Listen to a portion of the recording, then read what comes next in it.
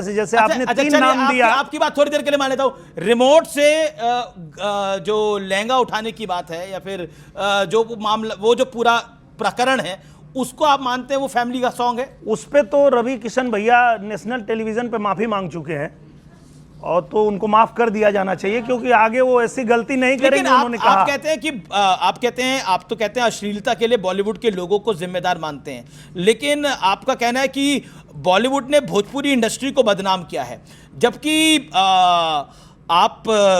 जबकि भोजपुरी के गानों में भी अश्लीलता कूट कूट के भरी है, ये हमने देखा है कई बार। बिल्कुल, मैं आपके बात से सहमत हूं और मैं ये कहना चाहता हूं कि आप पूरे भारत में किसी भी भाषा के एल्बम उठा लीजिए, सब लोगों का वही हाल है, बदनाम सिर्फ भोजपुरी को किया जाता है।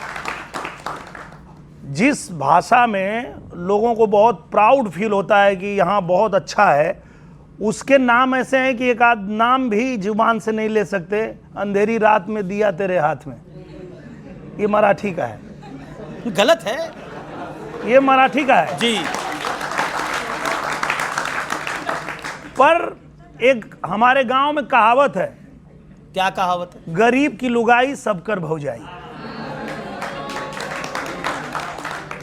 तो ये जो अटैक करने की बात आती है ना, वो सिर्फ भोजपुरी पे आती है, जबकि हर जगह के एल्बम का वही हाल है। पर समय के साथ थोड़ा ज्यादा हो जाता है। नहीं, मैं वही कह रहा हूँ, समय के साथ सब लोग बदलाव लाते हैं, सुधार लाते हैं, और हम लोग भी उस पर पूरी तरह से काम कर रहे हैं। और कोशिश हमारी यही है कि हम अच्छी अच्छी फिल्म बनाएं। जैसे अभी फसल फिल्म आई, उसमें मरून कलर सरिया गाना था, पूरे दुनिया में उसने ट्रेंड किया जी।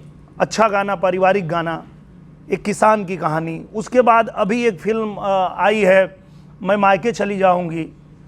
उसके अलावा निरहुआ हिंदुस्तानी, निरहुआ रिक्शा वाला, राजा बाबू। ये तो निरहुआ हिंदुस्तानी आप इसलिए बनाई आपने क्योंकि आप करिश्मा कपूर के बड़े फैन हैं। मैंने जो रिसर्च करी उसमें पता लगा करिश्मा कपूर के आप इतने बड़े फैन हैं कि आपके पूरे कमरे में करिश्मा कपूर के पोस्टर्स होते थे। जी, सही बात है ये।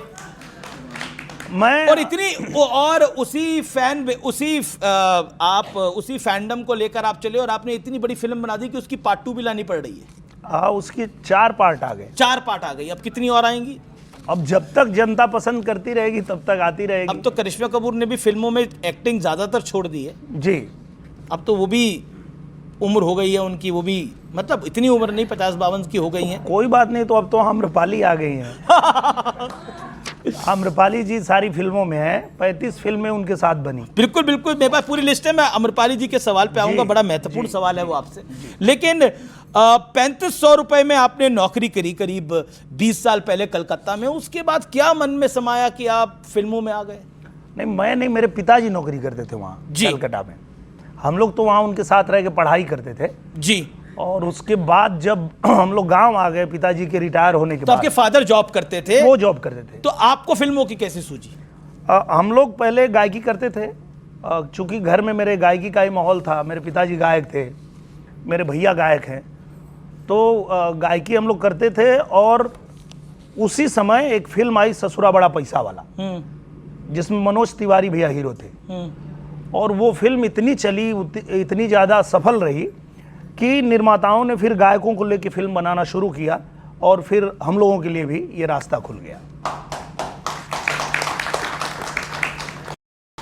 एक सवाल, क्योंकि आपने अमरपाली दुबे की बात करी, तो इसको लेकर बड़ी सारी बातें होती हैं, बड़ी सारी अफवाहें उड़ती हैं, क्या कहना चाहते हैं आप? बहुत बेहतरीन अभिनेत्री हैं, और मैं तो उनको कहता हूं कि वो एक्सप्रेशन की देवी हैं।